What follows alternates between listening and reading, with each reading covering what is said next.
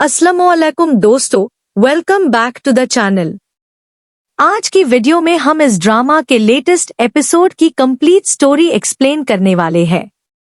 Episode emotions, family issues, insults, achievements और future twist से भरपूर था।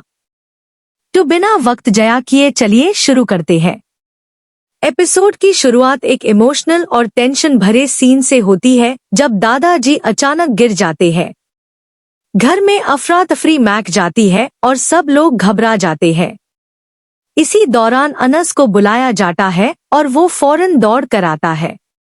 अनस पूरी फिक्र और मोहब्बत के साथ दादाजी को उठता है और उनका ख्याल रखता है।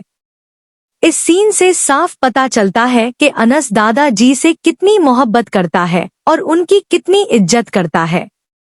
लेकिन घर वालों का रवैया फिर भी बदला हुआ नजर नहीं आता। इसके बाद हमें अनस की मजबूरी भी नजर आती है। वो दादाजी को अकेले छोड़कर यूनिवर्सिटी नहीं जाना चाहता, लेकिन घर वेल्यूज जबरदस्ती भेजने की कोशिश करते हैं। अनस का दिल दादाजी के पास रहता है मगर मजबूरन उसे जाना पड़ता है। फिर कहानी यूनिवर्सिटी की तरफ बढ़ती है। यहाँ शिरीन और उसकी फ्रेंड्स नजर आती है। शिरीन पहले ही अनस को नीचा समझती है और हर मौके पर उसका मजाक उड़ती रहती है। जब अनस यूनिवर्सिटी जाने के लिए तैयार होता है तो उसके कपड़ों और उसके स्टाइल का भी मजाक बनाया जाता है।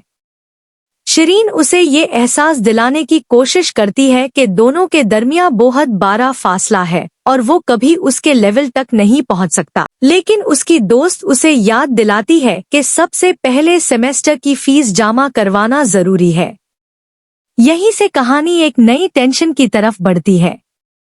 घर पहुंचकर जब वो अपने भाई से सेमेस्टर फी की बात करती है तो उसे उम्मीद होती है कि उसका भाई उसकी मदद करेगा, लेकिन उसके साथ बिल्कुल उल्टा होता है।